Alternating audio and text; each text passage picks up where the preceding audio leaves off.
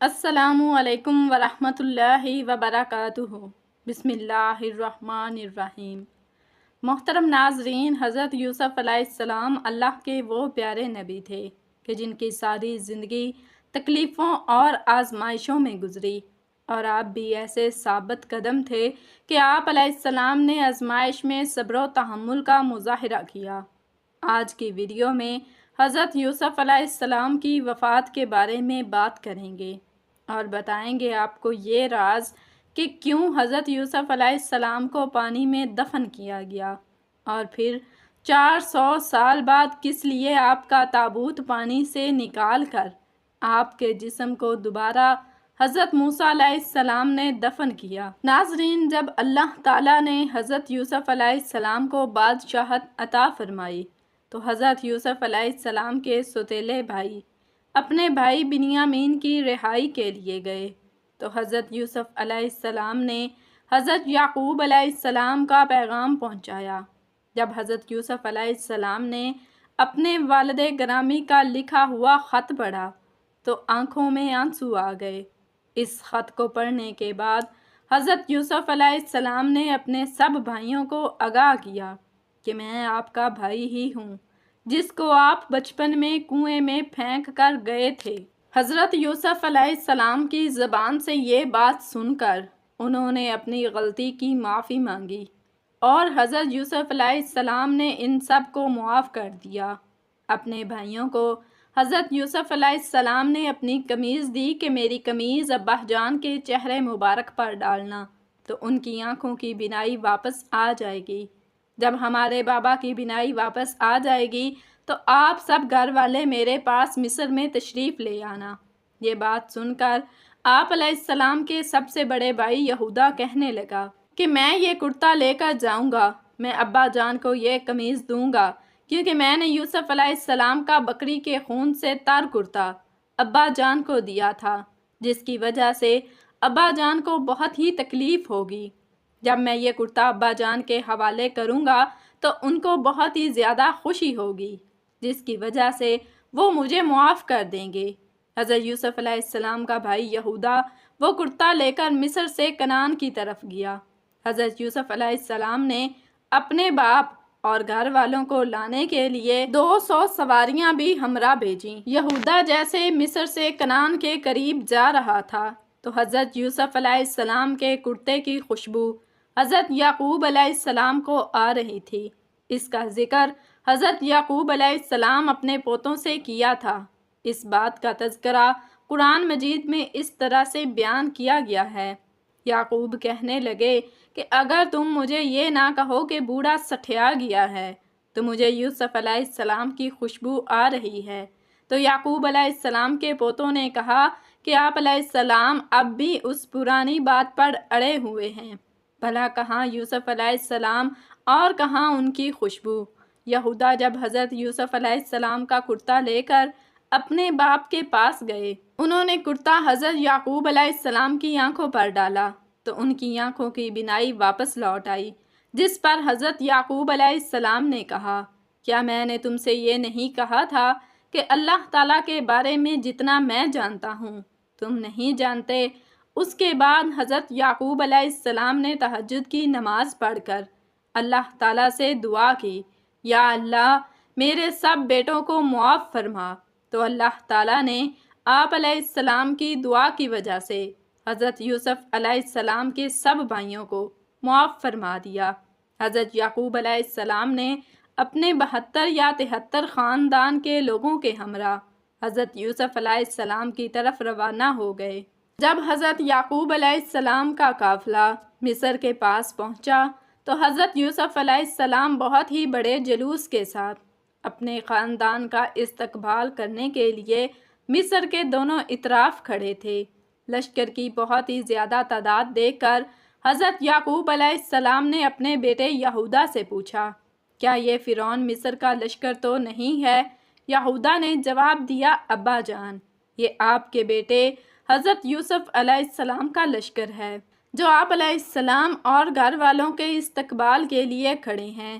یہ بات سن کر حضرت یعقوب علیہ السلام حیران ہوئے تو اللہ تعالیٰ نے حضرت جبریل امین علیہ السلام کو حکم دیا کہ حضرت یعقوب علیہ السلام کو فرماؤ کہ ذرا اپنا سر اوپر اٹھا کر دیکھو، آسمانوں کے فرشتے بھی آپ کی خوشی میں شامل ہونے کے لیے تشریف لائے ہیں، جو آپ علیہ السلام کے ساتھ حضرت یوسف علیہ السلام کے جدا ہونے کے غم میں روتے رہے۔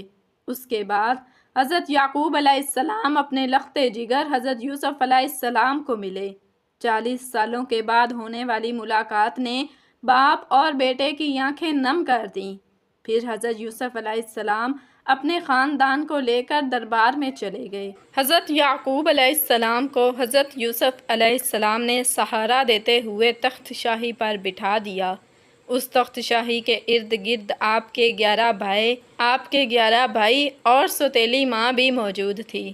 اس کے بعد آداب شاہی کے احترام میں سب نے حضرت یوسف علیہ السلام کو سجدہ کیا۔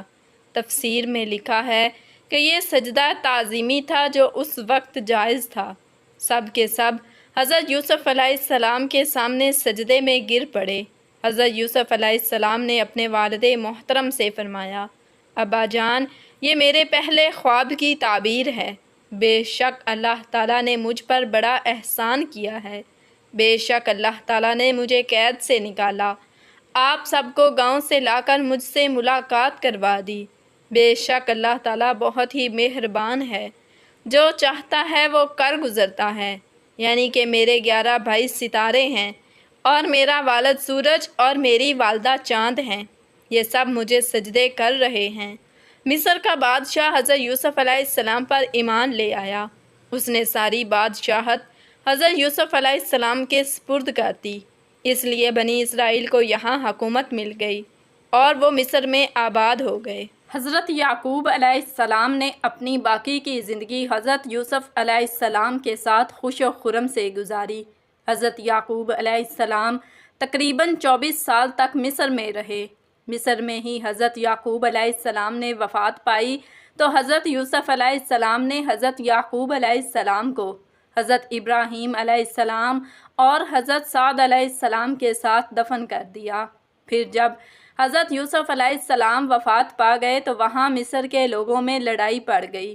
ہر کوئی چاہتا تھا کہ حضرت یوسف علیہ السلام کو ان کے علاقے میں دفن کیا جائے تاکہ برکت اور رحمت ان کے محلے پر قائم رہے۔ پھر مصر کے علماء نے بیٹھ کر یہ فیصلہ کیا کہ حضرت یوسف علیہ السلام کے جسم کو سنگ مرمر کے تابوت میں ڈال کر دریائے نیل میں ڈال دیا جائے، جس سے دریا کا پانی قبر کو چھو کر گزر کر سارے گھروں میں پہنچ جایا کرے گا اور آپ کی رحمت ہر گھر میں قائم رہے گی۔ تب ہی حضرت یوسف علیہ السلام کو دریائے نیل کے بیچ تدفین کر دیا گیا۔ لیکن حضرت یوسف علیہ السلام نے مرنے سے پہلے یہ وصیت کی کہ مجھے حضرت جبریل امین علیہ السلام نے خبر دی ہے کہ میری آنے والی نسلیں یہاں سے ہجرت کر جائیں گی اور میرے لوگ میرے تابوت کو نکال کر یہاں سے لے جائیں گے اور مجھے پھر میرے باپ دادا اور پردادا کے ساتھ دفن کر دیا جائے گا۔ 400 سال گزرنے کے بعد فرعون مصر بنی اسرائیل پہ ظلم ڈھانے لگے تو اللہ تعالیٰ نے حضرت موسیٰ علیہ السلام کو ان کی طرف پیغمبر بنا کر بھیجا۔ حضرت موسیٰ علیہ السلام نے جب فرعون کا تختہ الٹا کیا اور اپنی قوم کو لے کر مصر سے جانے لگے تو کافی سفر کے بعد بھی اللہ کے نبی موسیٰ علیہ السلام اپنی منزل سے محروم رہے۔ بالآخر آپ کے پاس جبریل امین علیہ السلام نازل ہوئے اور کہنے لگے کہ اللہ کا حکم ہے کہ اپنے اجد حضرت یوسف علیہ السلام کی وصیت کو پورا کرو۔ یہاں آپ کو حدیث مبارکہ بیان کرتے ہیں۔ امام ابن ابی حاتم کی ایک حدیث میں ہے کہ نبی کریم صلی اللہ علیہ وآلہ وسلم کسی عربی کے ہاں مہمان ہوئے۔ اس نے آپ صلی اللہ علیہ وسلم کی بڑی خاطر تواضع کی۔ واپسی میں آپ صلی اللہ علیہ وسلم نے فرمایا، کبھی ہم سے مدینے میں بھی مل لینا۔ کچھ دنوں بعد عربی آپ صلی اللہ علیہ وسلم کے پاس آیا۔ حضور صلی اللہ علیہ وسلم نے فرمایا، کچھ چاہیے؟ اس نے کہا، ہاں، ایک تو اونٹنی دیجئے ماہ ہودج کے اور ایک بکری دیجئے جو دودھ دیتی ہو۔ آپ صلی اللہ علیہ وسلم نے فرمایا، افسوس تو نے بنی اسرائیل کی بڑھیا جیسا سوال نہ کیا۔ صحابہ کرام رضوان اللہ اجمعین نے پوچھا، وہ واقعہ کیا ہے؟ آپ صلی اللہ علیہ وسلم نے فرمایا، جب کلیم اللہ بنی اسرائیل کو لے کر چلے تو راستہ بھول گئے، 1000 کوشش کی لیکن راہ نہ ملی۔ آپ نے لوگوں کو جمع کر کے پوچھا، یہ کیا اندھیرا ہے؟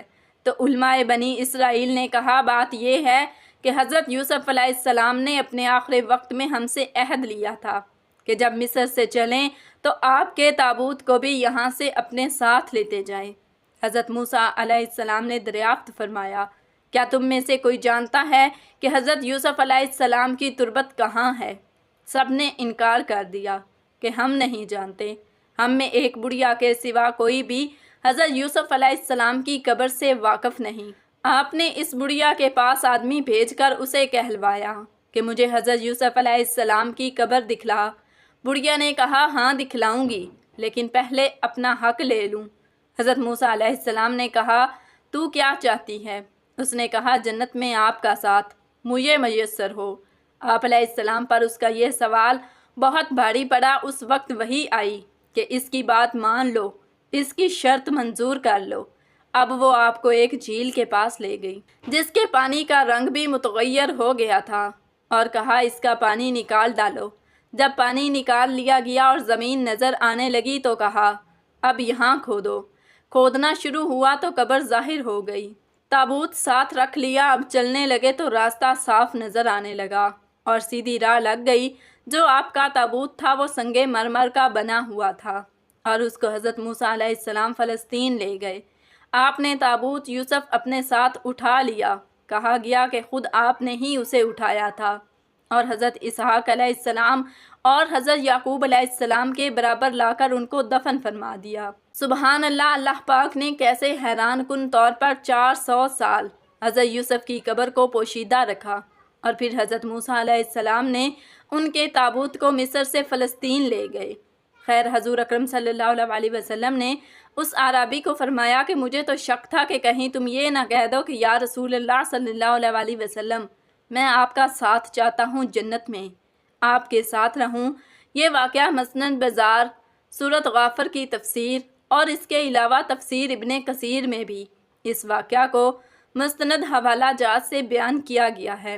اللہ پاک سے دعا ہے کہ وہ ہمیں مکہ مکرمہ اور مدینہ میں حاضری کے بعد حضرت یوسف علیہ السلام کی قبر کی بھی زیارت نصیب فرمائے، اور ہمارے تمام گناہوں کو معاف فرما کر جنت الفردوس کو ہمارا ٹھکانہ بنائے، آمین۔